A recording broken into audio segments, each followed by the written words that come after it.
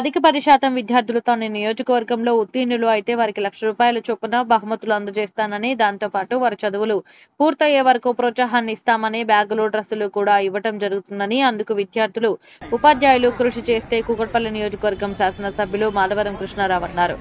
అస్మత్పేటలోని ప్రభుత్వ ప్రాథమిక పాఠశాలలో కంప్యూటర్లను అందజేసిన అనంతరం ఆయన మాట్లాడుతూ, తన నియోజకవర్గంలో 42 వరకు పాఠశాల అభివృద్ధి చేశామని, అదేవిధంగా అస్మత్పేటలో ఉన్న ప్రభుత్వ పాఠశాల కూడా 2.5 కోట్లు ఖర్చు పెట్టి 3 ఫ్లోర్లు భవన నిర్మాణం చేపట్టామని, అదేవిధంగా మిగిలిన పనులు కూడా పూర్తి చేస్తామని విద్యార్థుల సౌకర్యం కొరకు ఆయన హామీ ఇచ్చారు. దాతల సహకారంతో విద్యార్థులకు ఎలాంటి ఇబ్బంది లేకుండా వసతులు, సౌకర్యాలు చదువుకునేందుకు వీలుగా పాఠశాలల స్థలాలు కబ్జా కాకుండా అధికారులు జాగ్రత్త వహించాలని సూచించారు.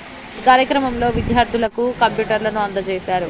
ఓల్డ్బోయినపల్లి 119వ డివిజన్ కార్పొరేటర్ ముద్దం నరసింహ యాదవ్ మాట్లాడుతూ, విద్యార్థులు బాబీ భారత పౌరులుగా తీర్చిదిద్ది కావలసిన సౌకర్యాలు అందిస్తామని, చక్కగా చదువుకోవాలని పిలుపునిచ్చారు.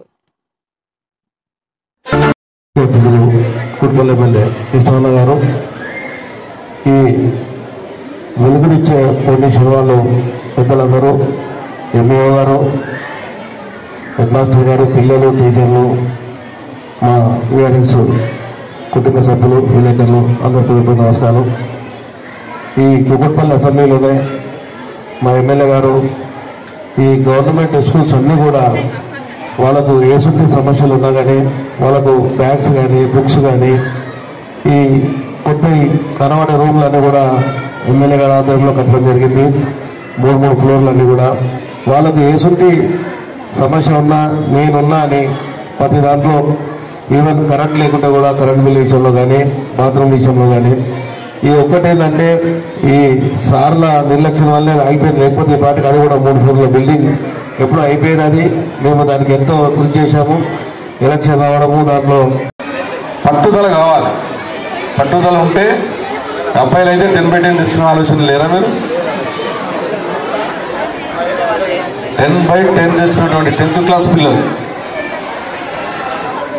నేను ₹1,00,000 ఇచ్చి వాళ్ళకు ఉన్నటువంటి కాలేజీలో కూడా నేను తప్పించి కాలేజీలో జాయిన్ చేయించే బాధ్యత కూడా నేను తీసుకుని చెప్పాను. నేను గురువులు కూడా టీచర్స్ కూడా చెప్తా ఉన్నాను, దయచేసి ఒక విద్యను చేసేటప్పుడు వాళ్ళు 10/10 స్కూల్ కూడా చేయండి, మీరు ప్రయత్నం చేయండి.